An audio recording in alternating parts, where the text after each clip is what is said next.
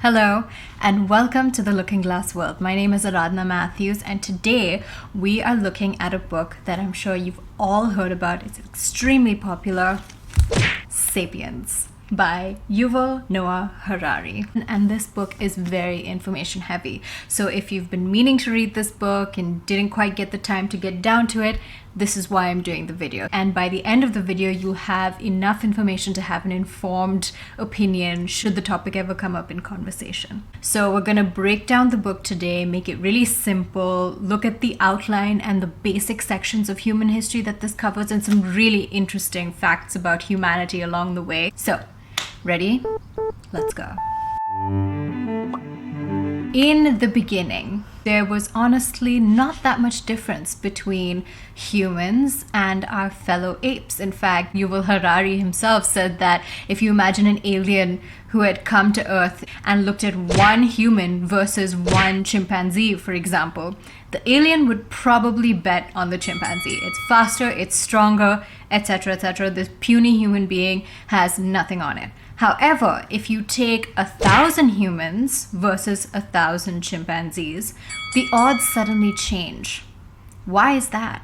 How did we get to a point where starting off on basically the same level as the other animals in our similar family types to literally ruling the world today? That is the question that this entire book answers. In the grand scheme of things, hundreds and thousands and millions of years of evolution, human beings, Homo sapiens specifically, have risen to the top very, very quickly, almost too quickly, and it's caused certain very key character traits to develop in the way that we exist in this world. So for example, other apex predators like a lion or a shark have evolved to that point over millions and millions of years of evolution, and as a result, nature has had the ability to create these checks and balances to make sure that they don't cause too much chaos. So maybe the prey became faster, harder to capture, or various other little things here and there that kept things more or less in the balance. Not so with human beings, because Homo sapiens rose to the top so quickly that nature had no time to bring about these counter effects that would balance us. As a result, it comes as no surprise that anywhere human beings went, the natural sort of ecosystem was immediately and chaotically disrupted. Moreover, other apex predators who have had these millions of years to evolve have a certain self-assurance. They're very calm and very noble beings, so to speak. Not so with Homo sapiens, because again, we rose to the top so quickly that the memory of still being the hunted as opposed to the hunter is still very fresh within our DNA compared to all of these other species, and it makes human beings by nature more insecure and therefore more violent and more dangerous. If you've noticed, I kept referring to Homo sapiens specifically, but if you're vaguely familiar with this topic, you will know that Homo sapiens aren't the only species of humans to have ever existed. In fact, I think I have my notes here, as always.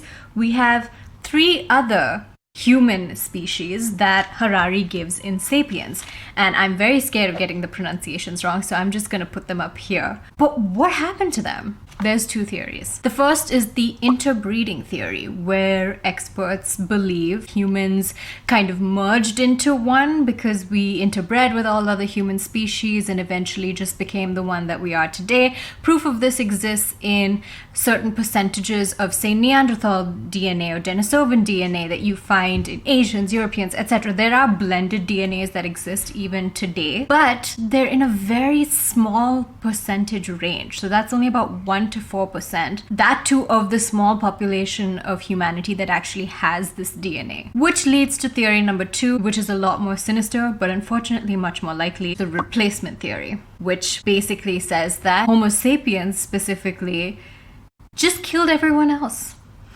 The end. Yeah, they may have bred with 1 or 2 others here and there, but overall, it was, as Harari puts it, one of the earliest instances of mass genocide and racial cleansing, and that was done by all of our ancestors, Homo sapiens, which begs the question, is racism a part of our DNA? And I did write an article about it, so if you're interested in reading that, I'm going to link that down below for you. But the fact remains that tolerance is not a Homo sapien trait. But that still doesn't answer the question, how is it that we came to rule the world? One human versus one chimp still stands even today. I'm pretty sure you put me versus a chimpanzee, I wouldn't bet on me, to be honest. But put 1,000 of us in there versus 1,000 chimpanzees, the odds very much change. How did Homo sapiens manage to bring about that shift in the odds? The answer involves two things: flexible cooperation. And the second is being able to flexibly cooperate in large numbers. We are the only species on the entire planet that can do both of these things at the same time. To give you an example, flexible cooperation is something that you'll see in like packs of wolves. And they're able to do this because they're small packs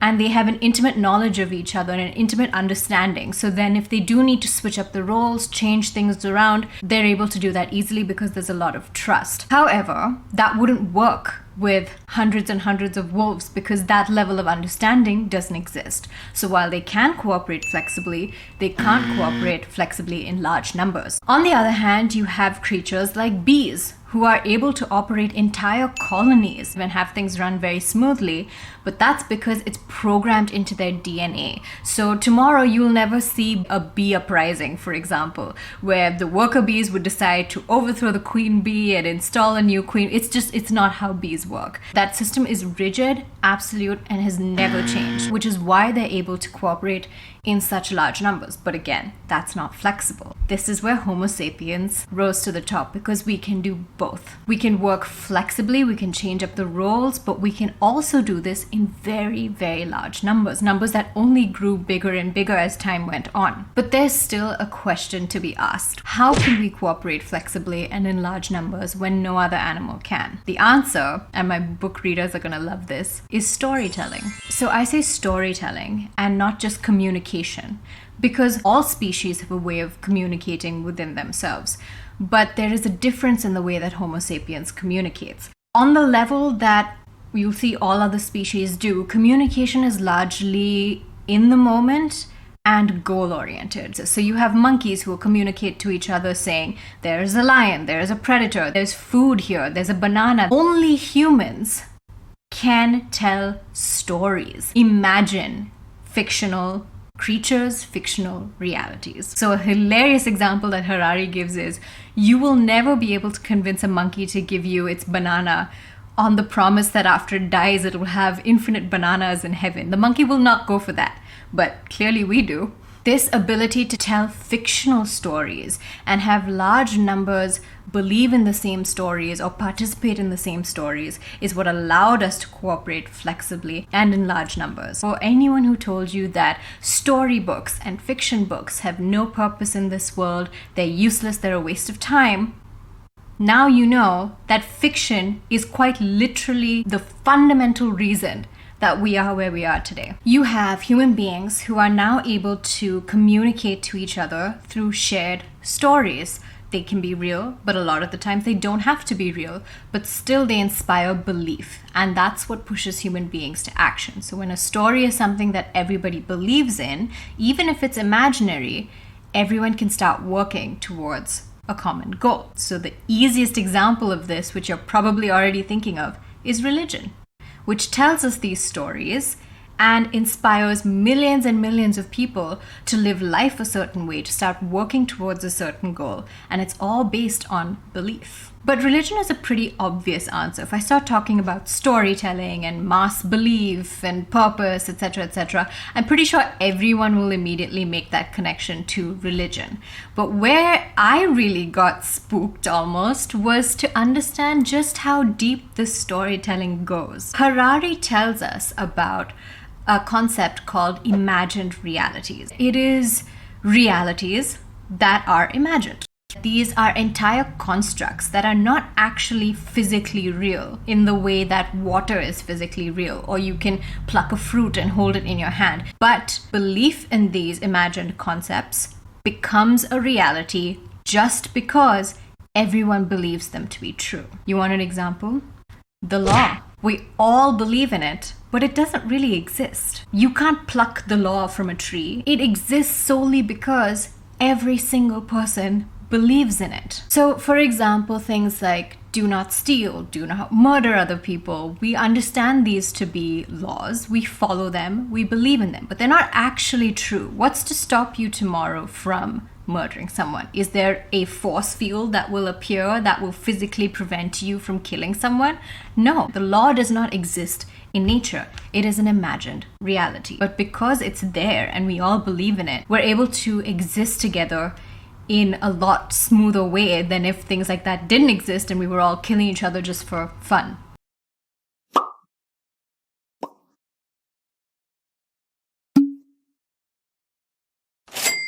If you look at money, it's a piece of paper, and somebody said this piece of paper is worth something, or this coin is now worth something, and the whole world chose to believe it, and that's why it exists today. Money had its purpose. It was created because the barter system of trading is not entirely efficient. You know, I trade my donkey for your rice, but what if I need something specific? How do you measure the value of one thing against the other? So yes, money became the entity that united everything, and you no longer had to physically trade one item for the other, but you could just have this to buy whatever you needed. But it's based entirely on collective imagination. So if a country one day decided that this piece of paper that everyone in the country is using is suddenly worthless, you have demonetization. And you have absolute and complete chaos. But here we are, because of the ability to tell stories, to cooperate in large numbers, Homo sapiens suddenly found themselves growing. Their numbers became larger and larger, and it became harder to be nomadic hunter-gatherers. So what happened next? We move from the beginning to the middle to the dawn of civilization, which began with a little something that Harari describes as the biggest fraud in history, the agricultural revolution.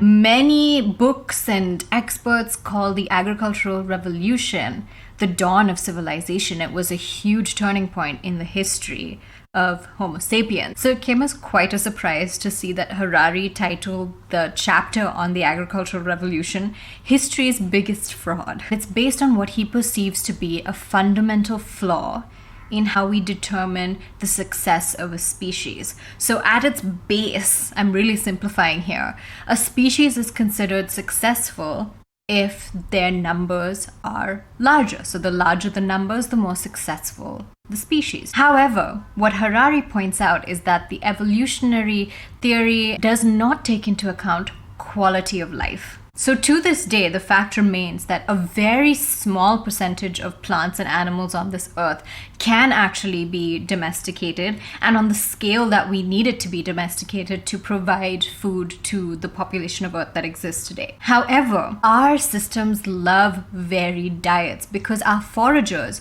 would eat what they found and derive different kinds of nutrients, and overall, it was very, very healthy for our bodies. We were not built to eat the same thing every single day for years on end.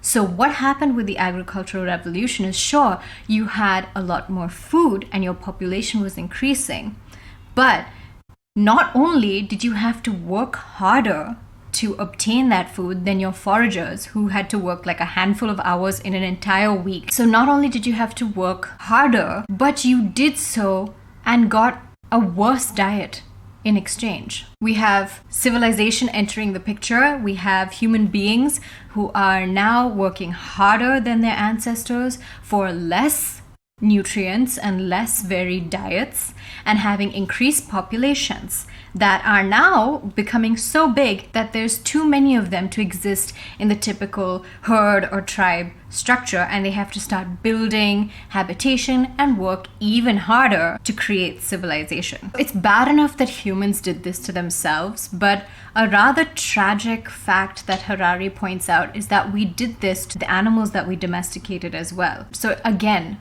an example of how Harari believes evaluating evolution and the success of a species is wrong. Because if you look at pure numbers, the number of cattle and poultry today that is being farmed for slaughter is so high that if you're looking at just the number of individuals in the species, they technically are the most successful species on this planet, but they are also today the most miserable.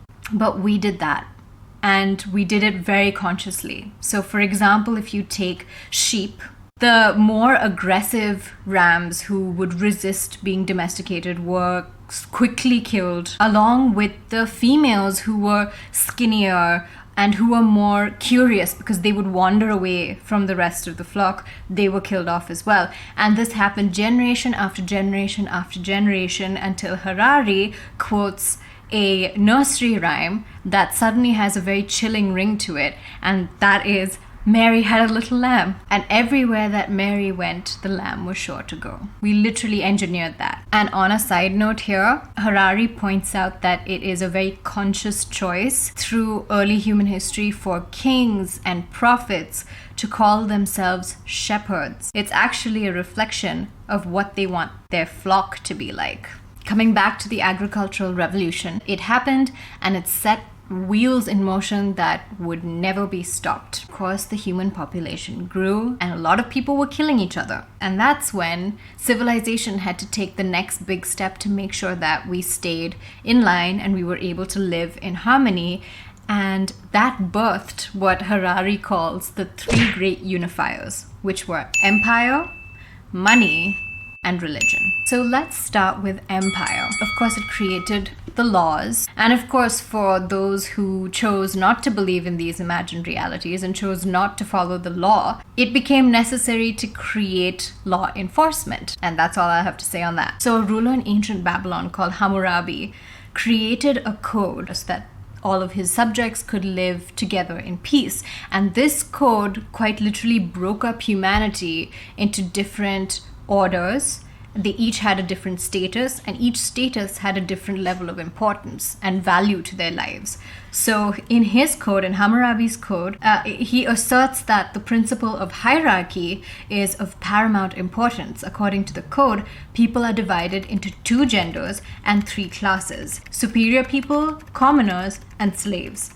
Members of each gender and class have different values. The life of a female commoner is worth 30 silver shekels, and that of a slave woman 20 silver shekels, whereas the eye of a male commoner is worth 60 silver shekels. In the margins I've annotated, and so it began.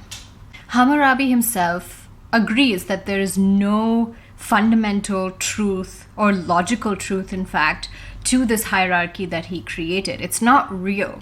But at the same time, he believes in its value because it allowed people, so he claimed, to live smoothly with each other. And that's how social statuses and social hierarchies began. Stupid thing is lying over there. I am having technical issues. I have to figure this out. With the rise of civilization came writing. But what the first writing was very telling about our priorities as a species. Because was it a story? It was not. Was it a narration of someone's life? It was not. What was it? It was accounting. So now we come to the second unifier, which is money. And as money began to grow more in its quantity and its importance, it became a very fundamental part of civilization, so much so that it began to be used as a sort of measurement by which you determine the social hierarchy that the empire brought about. If you look at the American Constitution as an example, Harari points out how money again became one of the foundational aspects of this social hierarchy, but it was carefully manipulated so that it only benefited the men. Despite its proclamation of the equality of all men, the imagined order established by the Americans in 1776 also established a hierarchy.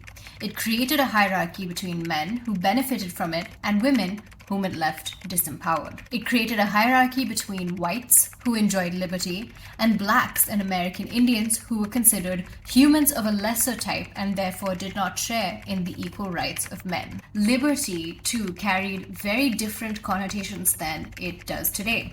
In 1776, it did not mean that the disempowered, certainly not blacks or Indians or, God forbid, women, could gain and exercise power.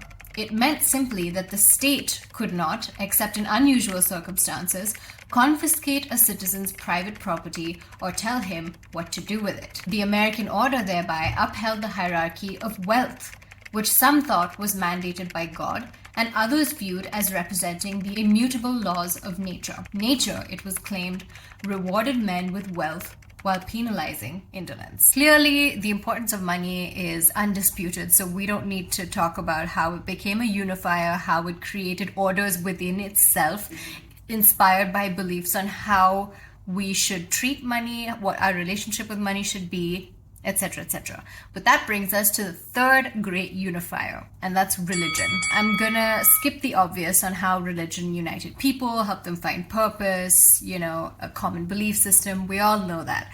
But Harari points out interesting differences between the histories that came from polytheistic religions, which basically means religions that had more than one god, and monotheistic religions, which are religions which have just the one god.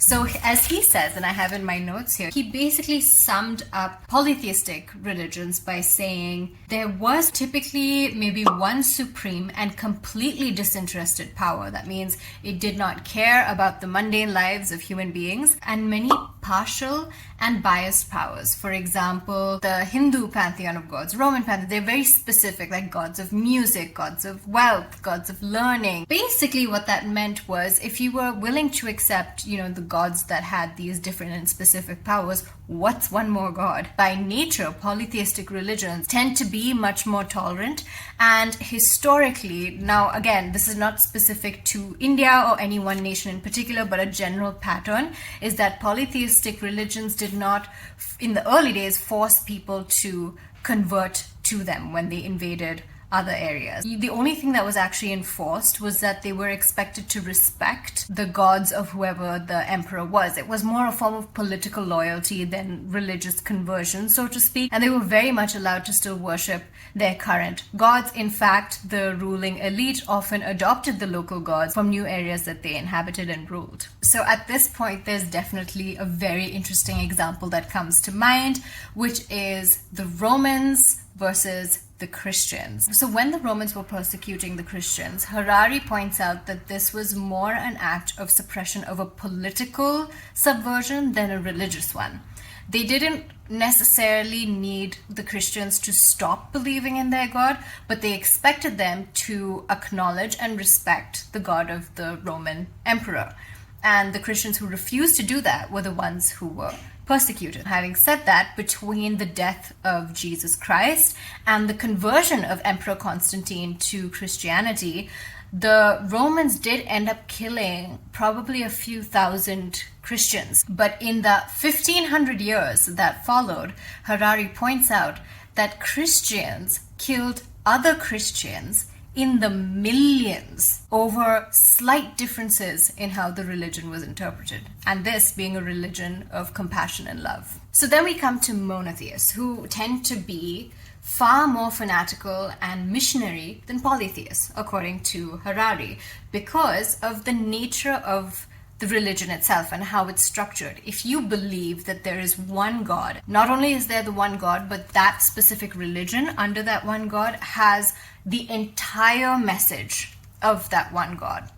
And therefore, if you were to accept other gods, then that would be at a crossroads with the foundations of your religion. If you're saying there's one true God and one God that has all the power, you can't logically include other gods into the picture. So with that, we're done with the middle, and now we come to a very ominously named chapter called The End. Now, we know the next natural step in human history is, of course, the Industrial Revolution, where Homo sapiens once again chose a life much, much harder than their ancestors and worked even more in factories that made their lives more miserable. The outcome, of course, was progress and led to the scientific revolution, in which we are moving forward at a pace faster than ever before in our entire history. And population problems aside, some very interesting things have come from the scientific revolution. We've been making a lot of new things, making them faster, more efficiently, buying them in larger numbers, and as a result, you sort of have what Harari describes as basically consumerism.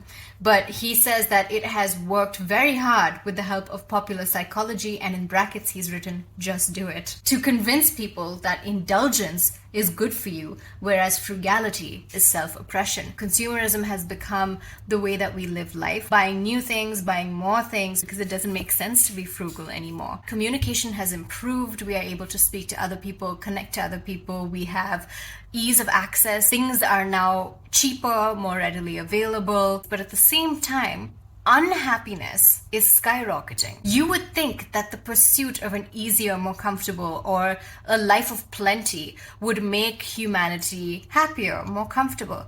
But that's not the case. Of course, I asked myself why, and of course I wrote about it, so I'm going to link that article in the description for you as well. With that, we come to the end of the journey of Homo sapiens so far. Who knows what will come next? But if you're curious about what Harari thinks, he gave a TED talk where he said that he believed that now the next step is the rise of the machines, and machines are going to become so popular and so widely used, AI, all of these things, that a very large chunk of humanity is now going to become useless because the machines will do everything and they will no longer have a job. So he pictures the future of Homo sapiens as being able to answer the question of what to do with all of these useless humans. And his theory, although he says he hopes this doesn't become a reality, but his theory is to keep them busy with drugs and video games. And of course, I thought, what would that reality look like? And I wrote a book about it. It explores exactly this. In a world where all these useless humans are being kept busy, what is the next step of humanity? And what happens if all of that and that entire structure that was created breaks down? So if you're curious to read it, you can find the link in the description. Of course, you can find it on Amazon, so go get yourselves a copy. What I have covered is only about 30% of the book, as I usually do, because there's so much more information in this wonderful, wonderful book, Sapiens, which in my opinion is totally worth the hype. Once again, all of the links and all the other stuff that I mentioned earlier in this video, I will link it down in the description. Do check out my website if you want to look for more short, interesting, and informative articles to read. If you want, join my Instagram community. Link is also in the description. But yeah, that's it. Like, comment, and subscribe, and stick around because next week we go into another bestseller that completely challenges the Sapiens worldview, where Sapiens tends to talk about how humans are inherently selfish, violent, intolerant, etc. This book that we'll be looking at talks about how humanity got where it has gotten today because at its heart, we are good. But until then, thank you for watching, and I'll see you later.